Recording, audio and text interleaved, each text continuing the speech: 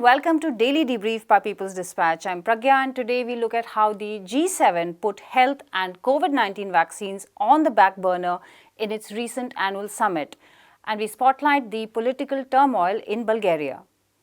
Our first story is from Germany, where leaders of G7 nations met in Elmau from June 26 to 28.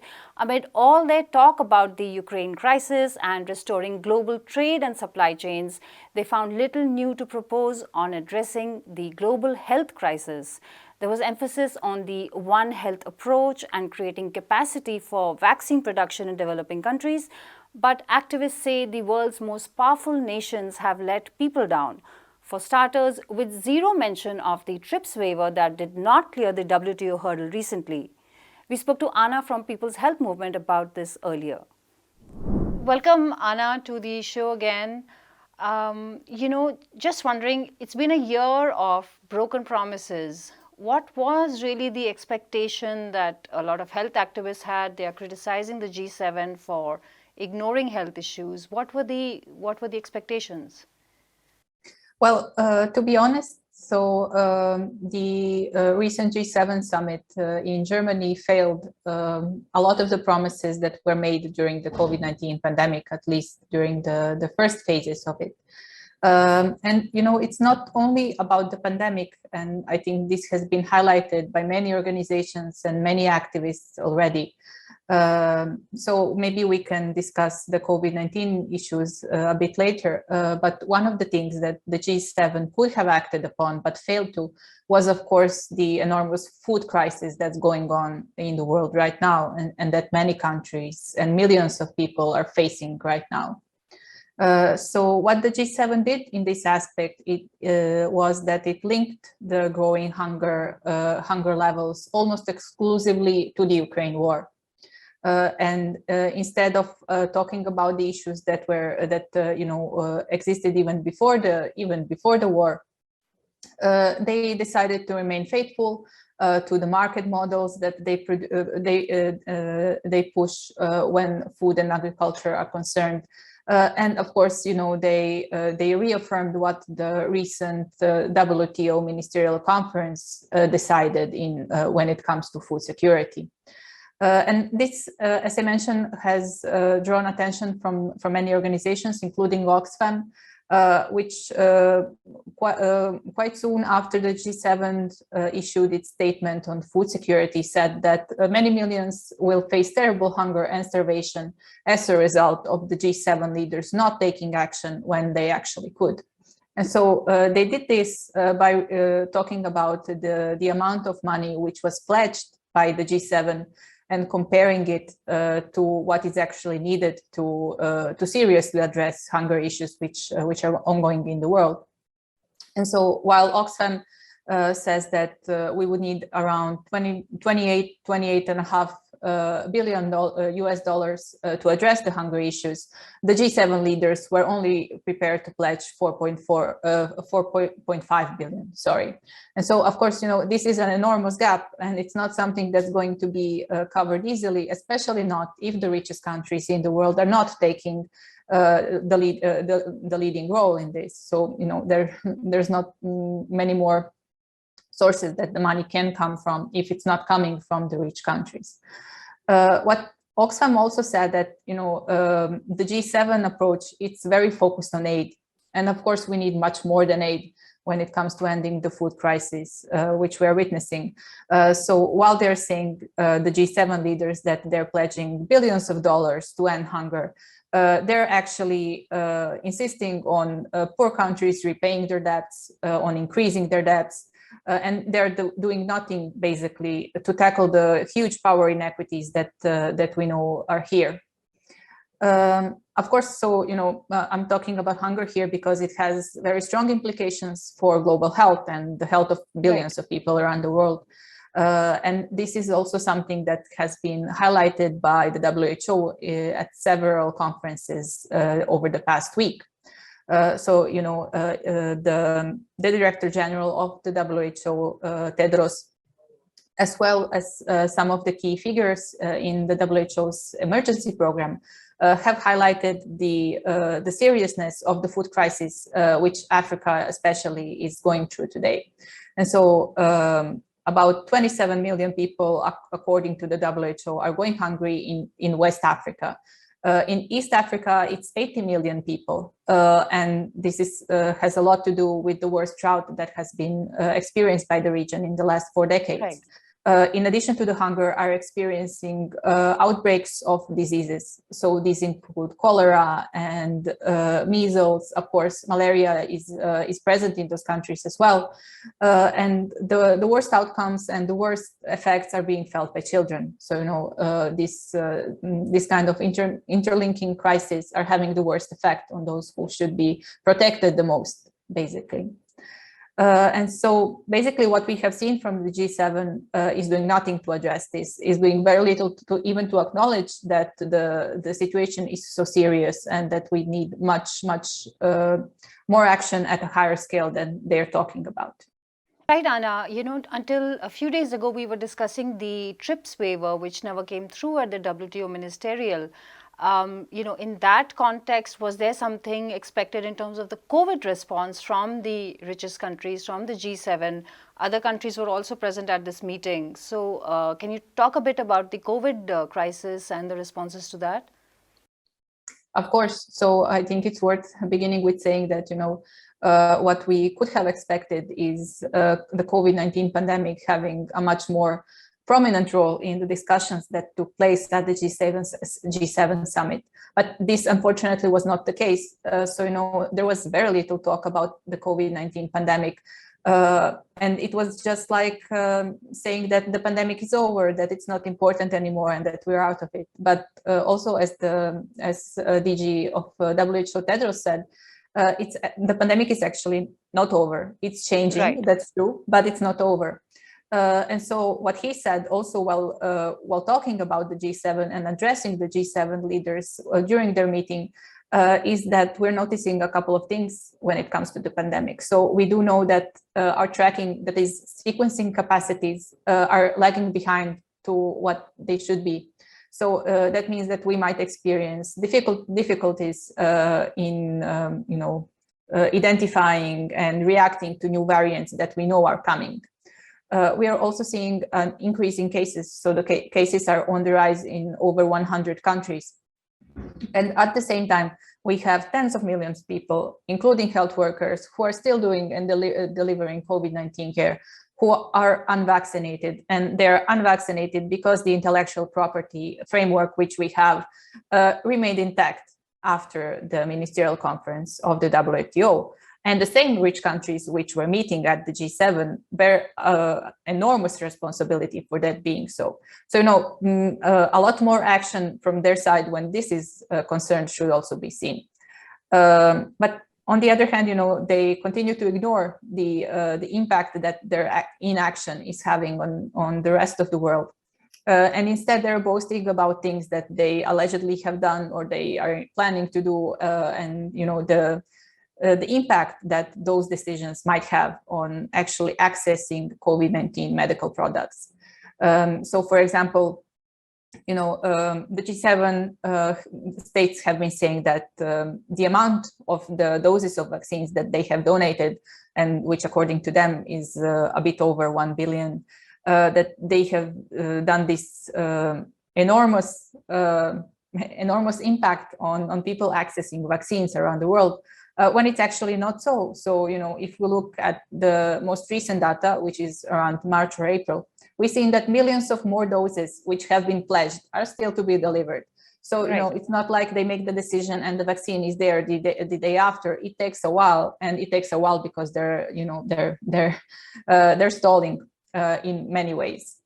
And of course, if we look at the data that organizations such as the People's Vaccine Alliance and Oxfam have been putting out, it's the doses that have been delivered are less than half of what has been promised in total. So that's an enormous, it's an enormous gap, and it's very sad to see them bragging about something that has limited impact to begin with, and then it's not even done properly as it should have been. And of course, because of their lack of action, we still know that about 18% of the poorest countries are fully vaccinated. So if you compare that to approximately 60 or 70% of fully vaccinated people in rich countries, it just speaks about the amount of inequity that we're seeing still going on in the COVID-19 crisis. Right. There have been repeated warnings that as long as you don't have a fully vaccinated planet, you're going to keep seeing new variants and the disease will keep spreading. So I also noticed that the statement put out by the G7 focuses a lot on trade and resuming the supply chains, and it almost seems as if the health crisis and the food crisis are footnotes to the overall focus, and in fact everything is linked to the Ukraine war, including the energy issue, etc. Did you also notice that it seemed as if it was not a priority even from the documents they put out? Yes, so if we look at the final statement, although there is a small segment on dealing with health and addressing the pandemic, reading through, the tone is very clear. So the attention of the G7 leaders, as you have said, has shifted. And all the things that we had hoped in the past 2 years that they had learned a lesson in. So, that we do need well-structured, well-funded, universal public health systems that are able to cope with this kind of crisis. So this is a lesson that was made clear to many people around the world as the pandemic has started. But unfortunately, it seems that the G7 leaders did not take the same lesson. So right, Anna. Yeah. Right, Anna. Thanks a lot. Thanks for your time. Thanks. Our next story is from Bulgaria, which is facing a political as well as regional crisis. On the one hand, Bulgarian Prime Minister Kirill Petkov has resigned. He has a week to form a new government, else Bulgaria could head for its fourth election in a year and a half. Petkov's pro-European Union stance has created a rift in the coalition that came to power in the November 2021 election. Meanwhile, the country decided on Wednesday to expel 70 Russian diplomats. It removed several others in March after the Russia-Ukraine conflict began. We'll go to Prashant from People's Dispatch for more on this. Prashant, what exactly is the trigger for this crisis in Bulgaria? Right, Pragya, a lot is going on in the region. So we know that this is the Balkans region in general, very close to Russia as well. Since the Russia-Ukraine war has been going on, there's been a lot of pushing and pulling in the region because many of these countries are seen as, various frontline states by all players, so to speak. In Bulgaria, of course, formerly an ally of the Soviet Union, a communist regime, close ties with Russia, even until recently at least. So, Bulgaria has been seen as a key player in this whole game especially from the West. And in Bulgaria, we had the government of Kirill Petkov, like you mentioned, who's generally taken a very pro-European Union stance. In fact, he's taken a very explicitly anti-Russian stance as well since the beginning of the war. He's fired his defense minister, who said, who for using the term special military operation, which is how Putin referred to the Russian war. So, I think it was not for Petkov and his allies, it was not explicit enough or aggressive enough or whatever. So he was fired.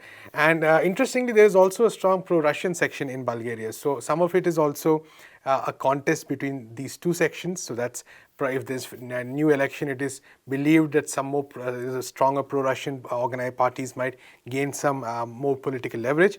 But fundamentally, there is also play between the various political parties that are involved here. There is Kirill Petkov's party. There is another party called ITN, which basically is it's called There Is Such People, and this party is led by a television celebrity who this party had emerged as a leading organization, the leading party in a couple of previous elections, but in the recent one, November 2021, it lost out a bit to Petkov's party. They formed a coalition along with others.